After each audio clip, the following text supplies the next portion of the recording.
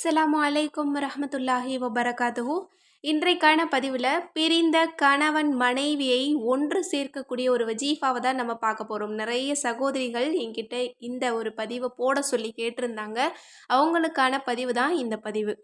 இன்னும் இந்த ஒரு அமலை நீங்கள் தொடங்கிட்டீங்க அப்படின்னாலே இன்ஷா அல்லாஹ் பிரிஞ்சு வாழ்ந்தா கூட கணவன் மனைவியை இந்த அமல் ஒன்று சேர்த்துரும்.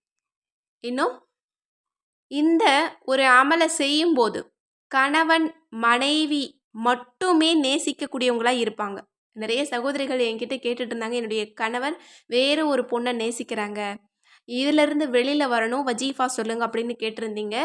இந்த ஒரு வஜீஃபா அதற்கு போதுமானது. இந்த அமலை செஞ்சோம் அப்படின்னா கணவன் மனைவிக்கு இடையில மட்டும் அன்பு வரும், வேற எந்த ஆணோடவும் பெண்ணோடவும் அன்பு வராது.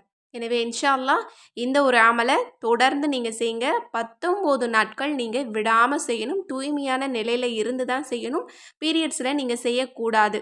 இன்னும் சந்தேகங்கள் இருந்தது அப்படின்னா உங்களுக்கு பீரியட்ஸ் முடிஞ்ச பிறகு இந்த அமலை நீங்கள் தொடங்குங்க.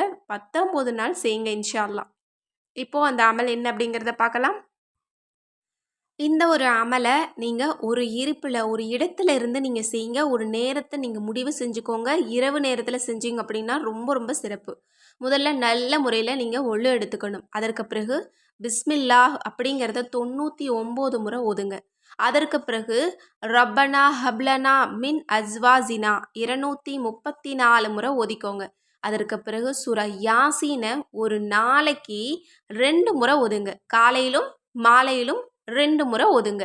அதற்கு பிறகு அல்லாஹ்விடத்தில் உங்களுடைய உறவு நல்ல ஆழமாக இருக்கணும், உறுதியாக இருக்கணும் அப்படின்னு அல்லாஹ்விடத்தில் நீங்கள் துவா செஞ்சுக்கோங்க. இன்னும் உங்களுடைய கணவன் உங்ககிட்ட மட்டும் அன்பாக இருக்கணும், உங்களை மட்டும் நேசிக்கணும் அப்படின்னு நீங்கள் துவா செய்யுங்க.